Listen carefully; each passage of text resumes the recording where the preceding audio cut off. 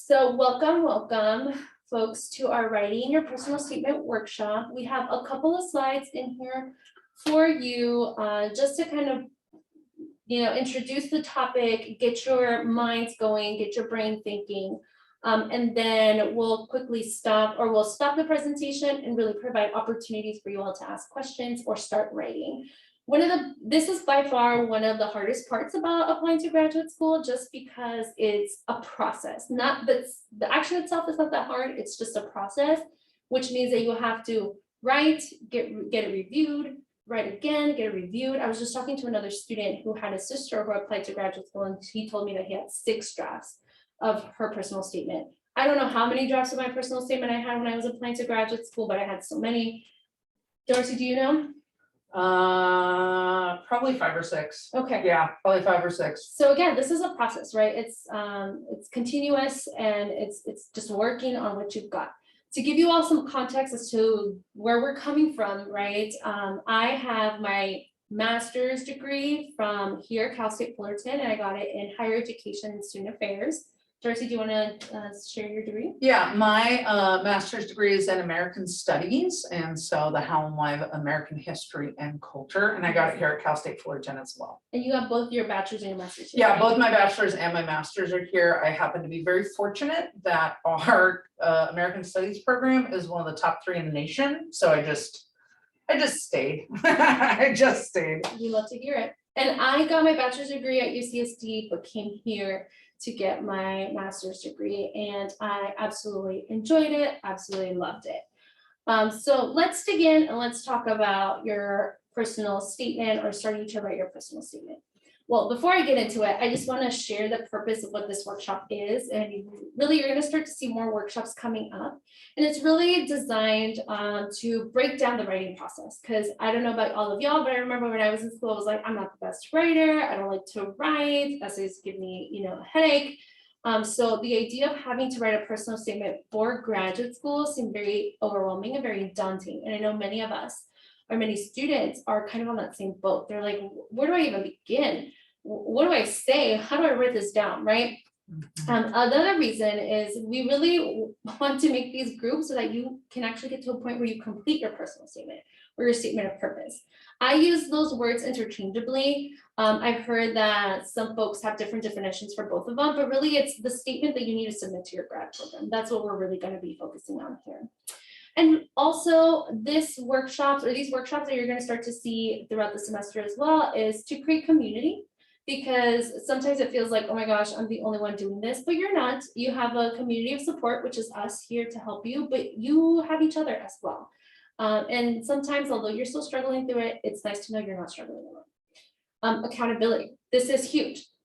Submitting your applications to graduate school is kind of like doing another class, except you don't have a professor to tell you what to do or to tell you when to turn things in. So you're really motivating yourself and doing it for yourself. Sometimes you need someone to help you be accountable, to be like, have you done have you done a draft of your personal statement? No, we got to get that going. And we're here to help you, right? We're here to help you stay accountable. And then support, right? We are here to, like I mentioned, you're going to be doing many drafts. You're supposed to be getting people to give you feedback. We are here to help you and provide your feedback. We are here to connect you to other people who can provide feedback. So utilize us as a resource as well. Okay, so now let's get into it. Let's get into the nitty-gritty, right? What is a personal statement and why we got to do a personal statement? Well, the personal statement is typically what tells the university, or what you tell the university in the graduate program, why you want to go into the program. And depending on the programs that you're applying to, you may see different questions that come up. A lot of the programs tend to have like a guiding question that tells you like, okay, write a statement of purpose and include these items. And in a minute, we're going to see a couple of examples that will help you see how people write those statement of purpose. But it's designed to really inform the program, why you want to be in the program and what's motivating you to get through the program. So when you're looking at the statement of purpose, in a minute, we'll kind of explore how we can find it for the programs that you all are interested in, is you have to understand what is being asked of you first, because you're going to see the question and sometimes it's going to be like 4 or 5 sentences long, and you're like, what is this saying? What is it? What do I have to do, right? So it's really breaking it down and understanding what is the question asking, what is the program asking you to do, and very, very important, you must answer the question, because a lot of us, we have an idea like, oh, perfect, I know why I want to do this field. I know I can talk about my experiences, I can talk about my internships, and I can do all these things. But if you're not answering the question, guess what? All your hard work is going to go in the trash can. We don't want that to happen. We want them to spend some time. We want them to look at your application. So it's really important to understand what they're asking and answering the question. Sometimes these questions will have word limitations, or they will have character limitations or page limitations. So again, it's going into what is the program asking of you. They usually always share that in their websites. Sometimes it takes a little while for you to kind of dig through and find it. Sometimes they will share this information at these, they'll do like, I don't want to call them open houses, but they're like workshops. They're kind of It's like an information session. Thank you. An information session. Those are always a really great thing to attend, because you can start putting faces to names, right? Because you're going to see like who's teaching it. You maybe get to meet a current grad student. Those are great networks to have as you're applying. Yes. The other thing about those information sessions is they will normally be held by the grad advisor for that program. And oftentimes that grad advisor serves on the board, the application and acceptance board for that program. So then they can also put a face to a name. Yes. Because while we all love our own uniqueness, our names are not always unique. And so if they can say like, oh, this is the Jessica that I met, or this is the Kenyates I met, or the Darcy I met, then they can know, and sometimes they can get a better feel for you. It's kind of like the same thing like when you're applying for a job, and like you might submit online, but you have a chance to go talk to the manager and then make a really good first impression there too. Yep. So absolutely, ask questions when you attend those info sessions. Even if you already know the answer, just ask the question, because again, it's showing the program that you're interested and you're invested in their program. And we can talk about that more if you all are interested, but going back to this, the limitations, right? Some programs want you to have a word limitation, meaning that you only have a certain amount of words to answer the question. Character limitation. So this means that every letter, every space, every apostrophe that you use is using up the limits that you have, right? So this is where you really have to be super intentional and understand, is it a word limitation or is it a character limitation? Because it might say 5,000 characters, but that's not that many words. It's not the same as 5,000 words, right? So again, keeping all of that in mind. Or are they telling you to stick within a page limit, right? Are they saying 6 to 7 pages? Are they saying 1 to 3 pages? What are they asking of you? This is all information you'll see in those graduate applications. And then how are you going to submit your personal statement? Are you going to mail everything in? Are you submitting it online? I will be very honest, most places are submitting everything online because of COVID. Everybody had to switch over. Most people are continuing that. However, sometimes they have different platforms. Are you submitting everything through the Cal State Apply website? Is it a specific website that they're giving you, right? Understanding all of those things is very important to this process, because then you can start preparing and be like, okay, I'm gonna have to submit it to the Cal State Apply website by this deadline, right? February 1st, let's say. And then that way you can see how much time you have to work on your personal statement. can I add into that? Go ahead. The other thing why it's another reason why it's really important to understand how you're going to submit it is because you also want to be able to communicate that to your faculty you're asking for letters of recommendation from. Because while we in this space are pretty tech savvy people who are used to using different tech platforms and teams and all social media and all these different things. Some older faculty maybe have not had to do that. And so it's always good to explain, you will be getting an email from the following platform, or they will be asking you, so that you can explain it to them. Because some faculty are still very used to actually typing up letters that they're sending in. And so you want to make sure that those, if an email is getting generated about a request for a letter of recommendation or anything like that, that they're not missing those and that they're not going into like junk or spam. Yeah. That's a good point to keep into consideration when you're asking for letters of recommendation, for sure. Okay, other parts of your personal statement that you must consider. You need to be authentic. This is a reflection of who you are as a person, not who Darcy is, not who Kanita is. It's who you are as a person. And so this is where sometimes you may have to have really honest conversations about yourself or with yourself, right? Like, why are you doing this? Why do you want to do this, right? And maybe an answer could be like, I love school. And although that may be a great thing, a great quality that you have, it cannot just be, I love school, right? It has to be deeper than that. And you have to go in more into that. At some point in your personal statement, you may have to be a bit vulnerable, right? Now, how we choose to be vulnerable is a very careful thing that we can work with you and figuring out, because you don't want to be too vulnerable where it can freak some people out, but you also don't want to be a coffin and not share anything, because then they don't know who you are. And you all are such amazing people that we definitely want your personality to shine through. And so when you're thinking about your personal statement, a lot of these questions are going to be embedded in the personal statement question that the program provides. But if it's not, you want to consider some of these questions for yourself to start thinking about what you can write. Why do you want to pursue the field that you are in? Why do you want to do that specific program, right? Because if I say like, oh, I want to be a social worker, but why do I want to do social work at Cal State Fullerton? What makes Cal State Fullerton's social work program that special and distinguishes it from the other programs? The program knows that, but they want to know, do you know that? And why are you interested in going there? What experiences do you have in the field, right? This is where internship experience can be very handy, volunteer experience, personal experiences. So I will be I'll be vulnerable and honest with you all. So when I was applying to my graduate program here at Cal State Fullerton, I really appreciated the level of support that they provided their students, right? So that was one of the reasons why I applied.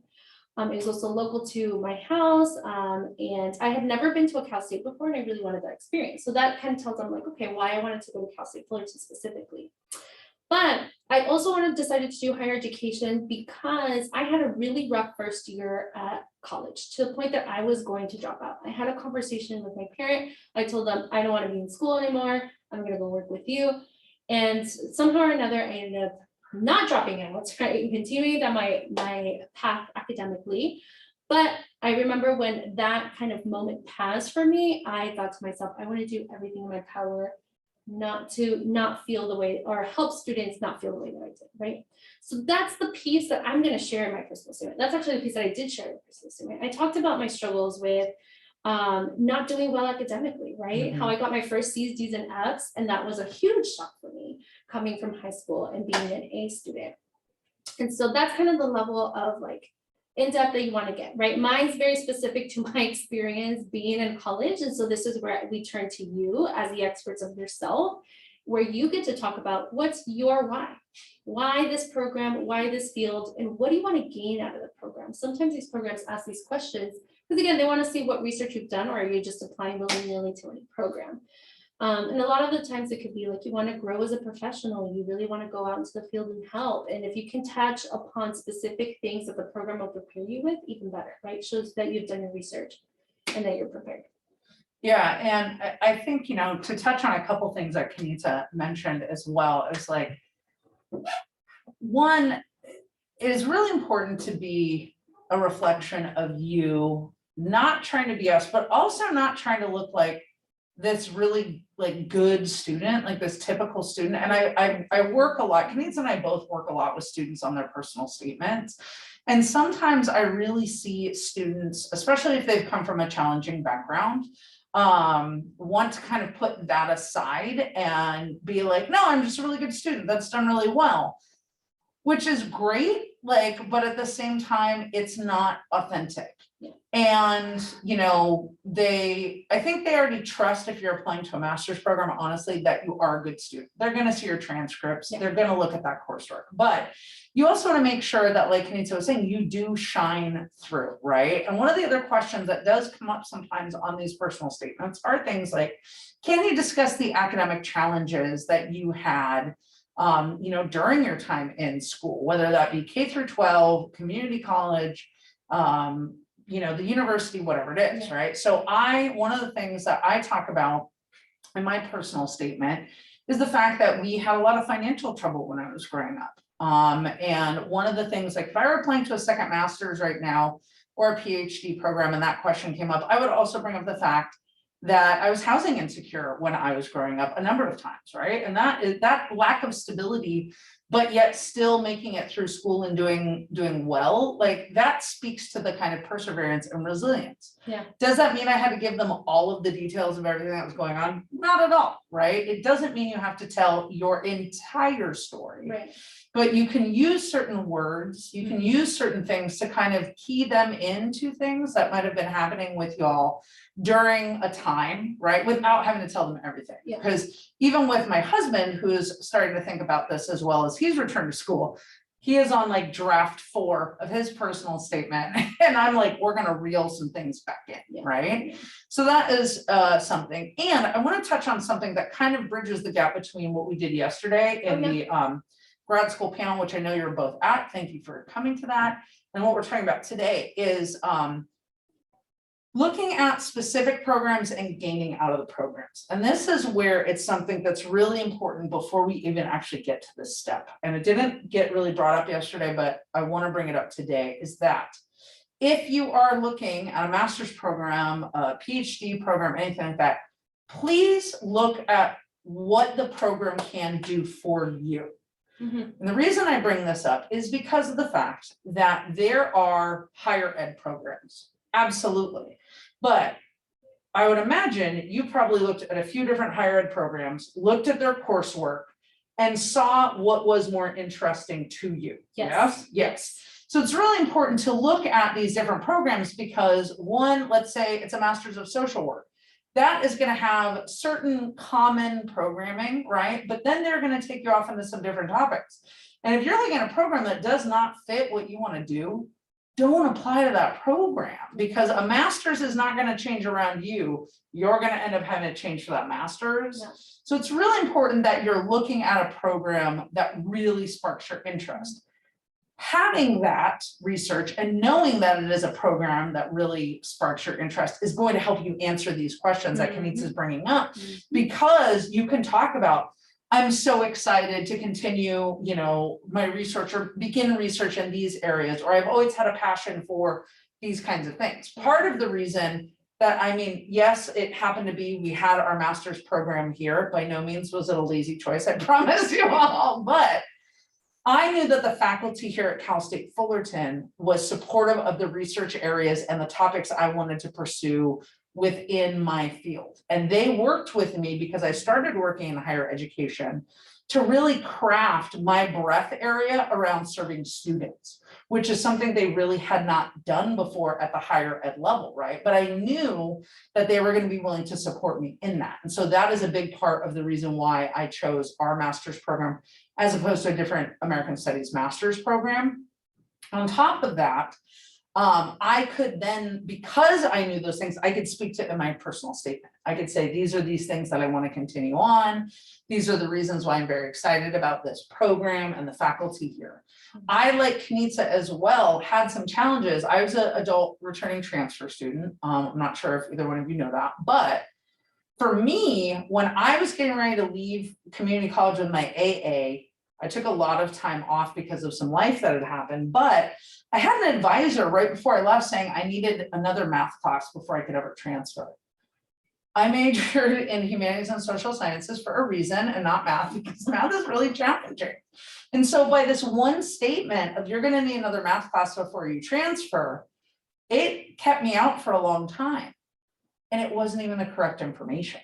And so that is part of the reason, like Kenitsa, I wanted to be the person to make sure I had good information. I was providing the right information for my students so nobody would get hung up in those ways. I wanted to be the person I needed at that time, right? And so being able to speak to those kinds of things and thinking about career fields is a great way, because again, it lets you shine through. And I will say this because Kenitsa will probably be talking about this, so if I'm jumping ahead, I apologize. But I want to encourage you all that MA programs, master's programs, PhD programs are partly about what you've contributed, but also about who they're looking for. It's really about fit of cohort. So if they've got a cohort of people and you don't seem like a good fit, that, please know, is not a reflection on your ability as a student, your application, anything like that. It is really them looking kind of like in a job. A lot of times the success of a job interview has to do with fit around the candidate, right? Is this person going to be a fit with our team? Is this student going to be a fit with this other cohort? So just if heaven forbid you don't get accepted in the first time, it does not mean you cannot go and reapply, because it actually could purely be about fit. It really could be. Yeah, for sure. Yeah, you can absolutely continue to apply multiple times, or at that point, if that happens, right, knock on wood, we're hoping that everybody gets into their programs. It gives you an opportunity to explore other programs. Right? Yep. But thank you for addressing all of those pieces, Darcy. I feel like I wanted to say something, but it totally slipped my mind. But that's okay. We'll come back to it. Application, shining through, challenges. Oh, I think program. going back to the fit and creating a cohort, right? Because they're thinking about, they're not just thinking about you, they're thinking about the group as a whole. This is where you definitely want to make sure, again, that you're shining through and you're talking about all the great things that you bring onto the table. When I was applying to graduate school, I talked about how I was first gen, how I was Latina, how it was the first time that I had moved away from home and how I had experienced culture shock. And so, although sometimes that may feel very like scary and that would put me to a disadvantage, on the contrary, actually helped me bring in that perspective. And so that's something that I can speak upon when I was in grad school. So don't be afraid to share those pieces of yourself, because you may not, that may actually be an asset for you as you're getting ready for grad school. Can I tag on to that too? The other thing you might, you also want to consider too, in one, being vulnerable with those pieces, because really your personal statement is going to an application committee. It's not, the entire university is not getting it. So know that it stays within that application committee. But as I tell all of our guardian scholars and all of our students, nobody has a right to your story that you don't want to share. Okay. But it stays it stays with a small group. The other thing though, you do want to consider when looking at programs is also what services that university also happens to provide based on your identity. Yeah. Are they a campus that understands first generation populations? Are they a campus that understands cultural identity, gender or sexuality identity?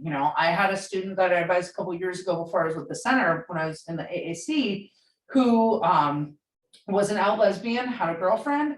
Her family had really wanted her to go to Pepperdine for grad school. However, Pepperdine, being a private Christian university, does not support the queer experience on their campus. And that was honestly a deciding factor for her. She's like, I can't be who I want to be in this program, so it is not worth it for me. Because grad school, while we love what it has done for us, is a stressful, intense time. And so especially if you're moving away from home, or you're at a university or campus that is not that is new to you and is not known to you, you want to make sure that you have those support systems in place to be able to call upon as well. So that's just another kind of piece to think about in that. And if you all have any questions about like, is the program that I'm choosing the right one, come and talk to us. We're happy to explore those things with you as seniors or students who are graduating. I know one of the things that I'm asking you all to do is to meet with me individually. So I'm more than happy to talk to you. If you want to talk to Darcy, she's available here too. If you want to talk to your mentors, again, these are all great questions and great things to consider and to chat about. Okay. So now all I'm going to do now is get started. Let's get started on this fun piece of paper that we're going to be writing. And so in a minute, I'll give you all I'm actually going to go through some tips to kind of get you started. This is just something that works for me. If you have your own system of how to get started, please, by all means, go utilize your system. Darcy can also share how she got her started. And then we can, again, just throw ideas. This is a space for us to exchange ideas. So I recommend folks to open a separate Word document for each of the personal statements that they're going to be writing, because then that helps you focus on just one thing, right? You're looking at one personal statement and you're focusing on what that is asking of you. Break down the question. I said it before. Sometimes these questions are 4 or 5 sentences long and you're like, well, okay, but what is this really asking of me, right? And so being able to kind of highlight important pieces or maybe even separating it can be helpful. And I'll show you an example of a personal statement that I have pulled from a website. Ultimately, you just want to get words onto paper. I have worked with a couple of students who mentioned that, you know, the professors have said, like, your personal statement has to be perfect. And we'll address that in just a second, because I think you have a great perspective of that. And I have a slide just for that. So I'm gonna have you talk about it in just a second. But just because it has to be perfect, right? And I'm gonna say perfect in quotation marks, because I don't believe perfection exists. But that doesn't mean that it has to be perfect the first time around. It's a process. It's gonna look ugly, it's gonna look messy at the beginning, but the whole goal here is that you're writing a draft, you're getting feedback, writing another draft, getting feedback, and you are tailoring it and workshopping it so that it looks nice and pretty and ready to submit. It does not have to be pretty the moment that you start talking about it, right? When you first start, it should not be pretty. It should be pretty by the time that you submit. And you want to have people give you feedback on it, because the grad school process is a very intense, it's a lengthy process. You should not be doing this alone. So you all have the advantage of being here in the center, having us as a resource, but utilize the career specialists. They are there for a reason. Again, any mentors that you have, go and talk to them. Professors can be really helpful as well. If they have expressed willing to help you, reach out to them. They can be a good resource. So this is your slide. It does not need to be perfect. It does not need to be perfect. What it needs to be is a perfect reflection of you, okay? And again, that is to say, are you expressing all the points that we just talked about? Are you expressing who you are as a student, what your career and academic goals are? If you can say, yes, I am doing that, and you feel like it is the best draft, there you go. But this idea of perfection, one, we have nothing to measure that against. We have nothing to measure that against. So when people go like, oh, it's got to be perfect, for who? For who? Like, think about, just keep in mind, think about how many different ways professors have asked you to write papers, what fonts they've wanted, what font size they've wanted, what spacing they've wanted, what margins they've wanted. Mm-hmm. So even in that, there is no perfection. It's perfect for that professor, right? So this is where it's like, are you answering the questions in the prompt? Are you sharing the things that you want to share? Are you making yourself stand out? And again, we talk a lot about this, about how it can be hard for us to brag on ourselves, right? Because we don't want to come across as like ego driven and bougie, like, look how rad I am. Like, we get that. But you want to be able to talk about your challenges and talk about your accomplishments in this. If you can answer yes to all those things, that you've worked it through, you've gotten edits, you've taken feedback into consideration, let it be perfect for you, because we have nothing to measure it against. So when people say things like that, like Kenny says, right, there is no perfect. We don't have perfect. Mm-hmm. And the challenging thing, I think, for folks in your age range these days, I don't want to sound like the old lady, because I feel like I'm pretty hip and I'm pretty now. However, I was always raised with, like, you drafted, you worked, you tried again, you looked at it a bunch of different ways. I come from a writing background, though, I'll tell you. And so I am used to drafts. The book that you're reading right now, whether that be an academic book or a fiction book that you do to escape, that didn't come out in a first draft. There was no just like, Harry Potter wasn't one draft. Like, I promise you, these things was not one draft. It's several drafts. Then it went to an editor, and an editor went, I don't like this, and red marked it up like crazy and popped those other things. All writing requires drafts, but for you all, a lot of you are used to just seeing a finished product, right? We all love the TikTok. We all became fans of the TikTok during the pandemic, right? But when we see a 15-second polished video, we have not seen all the time it took before that to get to that 15 seconds of polish, all the retakes, all the this. When y'all see me post on Instagram what seems like a real casual video, what has happened is that Kenitsa and Jamie have both heard me do several takes in order to get that right, okay? So I just really want to encourage you that drafts are fine, drafts are acceptable. You want drafts because it does not have to be perfect the first time. And that's where I think a lot of folks get caught up, because they think it has to be perfect the first time. So then they freeze. because they don't know how to write perfects the first time. Nobody does. I promise you, nobody does.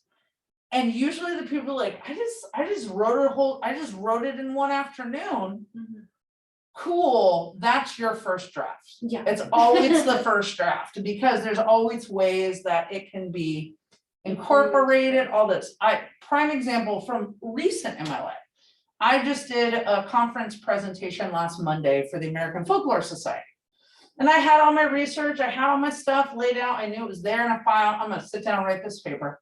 And it just came out of me, and I was so excited, look how I wrote this, I feel really good about this. And then what I always do is I always read things aloud, because when you read them out loud, one, you catch typos a lot faster, and two, it helps you hear the flow of it, and it makes better sense.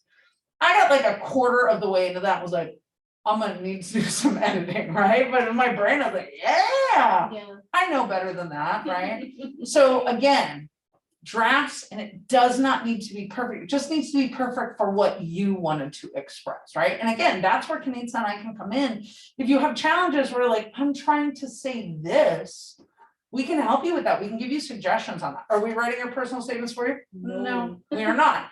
But we can say, how about you phrase it this way? Or what I think you're trying to say is this, because sometimes we can't think of the words, or we're like, oh, how do you say that? Yeah. And we can talk about concise ways to say that, right? Like in my personal statement, you know, to find a way that's like, oh, I want to talk about the fact that I was an adult transfer student, and I was a first generation student, and I came from a low income background, and this, and like all these things. My name is Darcy, Darcy Anderson. I began school as a low income first generation student who became an adult returning transfer student. Boom. One sentence, boom, that says a lot about what's going on. Can I go into more depth than that? Absolutely.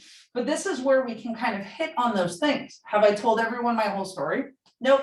Mhm. But they hear those key words to know what part of my story is. Yeah. So we just want to make sure it is you shining through in that perfect way, not some crazy idea of perfect that doesn't actually exist in the world. Exactly. And so as you're starting your personal statement, and thank you for that, Darcy, you're starting your first draft, maybe it's your second draft. Don't worry about the character or word limit just yet, even though I did say it's important for you to know it. It is important for you to know it. But when you're first starting, don't worry about those limitations just yet. Just start writing. Put things on paper. And again, we're going to go into a quick little exercise to show you how I kind of approach these things. But then when you're getting ready to clean up and polish and finish it up, that's when we'll start to consider those limitations. And sometimes that will require us taking out chunks of our personal statement. But I always say keep copies of the different versions of your personal statement, because although, let's say for Cal State Fullerton, you need to really synthesize it and you can't use your whole story, you may be able to use parts of that personal statement in another thing that you submit, whether it's a scholarship, a fellowship, or another grad school application. Totally. So keep And all of those things in mind. I keep it like, the other way to think about it is like, I would keep an extras file. Oh, yeah. You know, I have versions of my drafts, and then I have a whole nother file that's just like when I'm throwing things in there that I don't want to get rid of because I won't be able to remember them, Sure. but they're there. Yeah. So extras are always good to have too. Yep, always good to have. Okay. Oh, let's see. Did it take a nap? There we go. Oh, let me go back. Okay, so let's look at an example. And again, I'm going to stick with the example of getting your master's at Cal State Fullerton in social work. So I'm doing research, right? I'm looking at the website. I've got to the info sessions. I've talked to students. I've talked to professors. And so I'm like, yes, this is a program for me. Let me submit this application. Luckily for us, the MSW program has a whole PDF document telling you what to do and how to apply. So I'm going to click on that PDF document. I'm going to take a look at it. And I am going to spend a lot of time reading very carefully through every single part, right? And so I'm reading, and this is me reading very fast, very carefully. And so I'm going to scroll down and find the personal statement piece right here, right? Oh. So the great thing about this is that it's actually kind of split up. You can see that it's numbered, right? It gives me information like outlining qualifications. It's going to be evaluated maximum 2,000 characters. So again, that tells me, okay, it's characters. So they're going to be counting every single letter, every single space, every single apostrophe that I use. So I got to be very concise. but it gives me 1, 2, 3. I think there's actually 4. So I'm going to switch really quickly here to look at the Word document. Can you all still see my screen? Because I think I shared desktop, right? Maybe I didn't. I'll stop sharing and let me reshare just in case I did it. Screen. Okay. Okay. So this is, again, following the tips that I shared earlier. I'm going to take the personal statement and I'm going to put it on a Word document because this is my Kelsey Fullerton Social Work Program personal statement. And now I'm going to spend some time and I'm going to read it. Okay, it tells me I have 4 questions. Okay, so what I'm going to do is I'm going to take it section by section, right? So I'm going to give myself space in each of these. And I'm going to just start. The goal here is just to put words on paper. Doesn't even have to be sentences, just thoughts, just ideas, right? So right here it tells me personal background, life experience that influenced my decision to pursue a graduate education in social work. So again, this goes back to the question I asked, why do you want to do this, right? Mm-hmm. What are those life experiences and that personal background that influenced me to look into social work, right? So this is where I may talk about me being first gen, me being Latina, right? Well, again, those are different experiences. I didn't apply to the social work program, but this is where you're going to talk about some of those personal background things that may have influenced you to pursue this particular program. Right here, they talk about challenges and hardships you may have overcome on your journey. And so here's the big piece right here. It says overcome, right? They want to hear about these challenges because they want to know that you kind of experienced them, but they also want to know how you grew from these challenges, how you were able to overcome these challenges, because you can talk about like, well, these are all the ways that I'm struggling right now. This is everything that I've done. But they want to see the growth and the learning that comes out of it, right? If I turn in a personal statement, I'm like, I'm a good student, I get straight A's, everything's great. They're gonna be like, okay, but how am I going to trust you to go into a field to help people with challenges if you've never had a challenge, right? And on the flip side of that, if you go with a personal statement where it's like all hardships and it just sounds like life is terrible, they're also going to be like, ooh, I don't think you're right. I don't know that you, one, have overcome things, but two,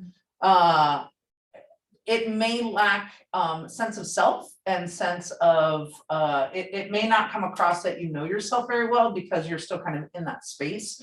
And I know that can seem, self-awareness can seem like a weird thing to be considering in a personal statement, but it's very important because one of the things that our grad school 101 folks talked about on Tuesday when they were here is GPAs in grad school, because in grad school you're really expected to get A's.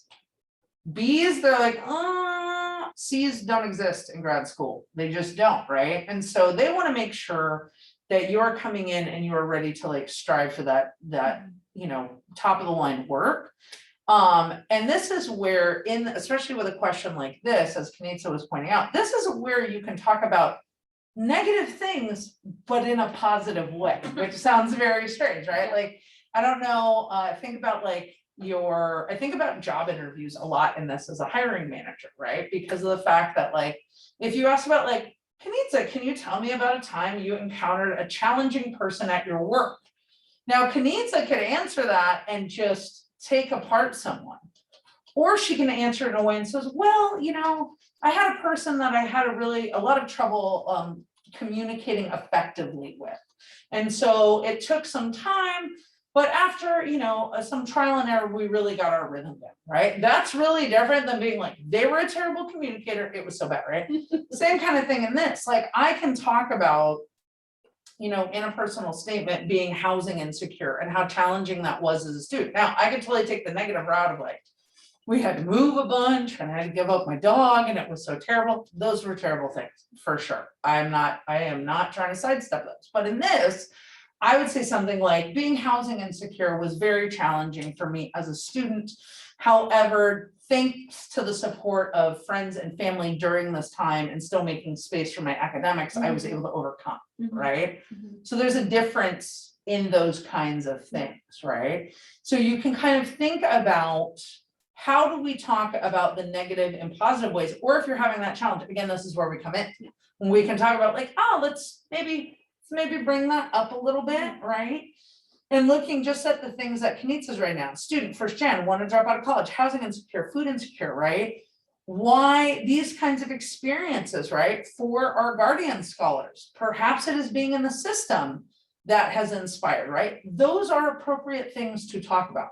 Again, do we have to talk about everything? No, but they are appropriate things to show why the system, like working in the system and working to perhaps change the system or learn more about the system is better, right? So those are kinds of things that they are going to be looking at in this portion, right? And like Kenitsa is doing, just starting to write down ideas about what I want to make sure I cover. Then you can start, like, it becomes like your list. Did I hit on all these things, right? Are these the things I wanted to talk about? And then if it becomes too long, we can synthesize. Yeah. If it is too short, because I've seen that too, where people write 2 sentences and all, we need to flesh it out a little bit. Again, that's never going to be us saying you have to, you know, go to places you don't want to go. We're never going to ask you to do that. However, there are ways that we can flesh things out without doing violence to your story by any means. Or re-traumatizing. Or re-traumatizing, for sure. Yeah, so like Darcy said, just put bullet points, right? If you don't know where to start, or you're having a hard time just like starting because you're really busy and you're getting ready for midterms and you literally have no time, but you know this is happening and you gotta get to it in the back of your mind, just start with this. Then do what you can, brainstorm in each of these questions, write what you can, close it, do whatever you gotta do, then come back to it again. And then maybe you have some time to be like, okay, I have a couple of sentences. So let's say you had a positive experience in the system, right? You can talk about that positive experience, or you're like, you know what, I did not have a very good experience in the system. So talk about it, but again, we don't have to get too much into the details. Now, if you're concerned about like, well, how deep do I get? Not so deep, again, this is where we can help. But when you're just experiencing or just kind of talking about this, just write. Don't worry about limitations. Don't worry about words, just write. Don't worry, like, maybe you want to have some grammar in there, maybe some punctuation, right? But essentially it's just like, just write, don't edit yourself. Then we can reel things in, make it nice, concise, and making sure that you are answering the question. Great stuff. Okay. Let me see how many more things. I think I only have like 1 or 2 slides left. Well, can you go back to the question really quick, those real quick? So I just want to touch one more time about fit.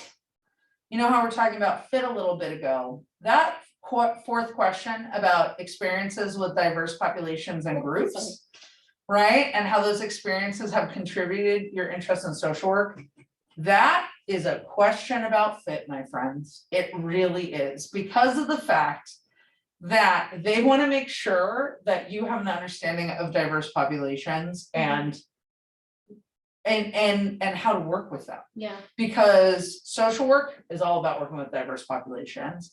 And on top of that, what we also don't want is they're not going to want folks to come into their program that have totally unchecked privilege, who have never been outside of their small world.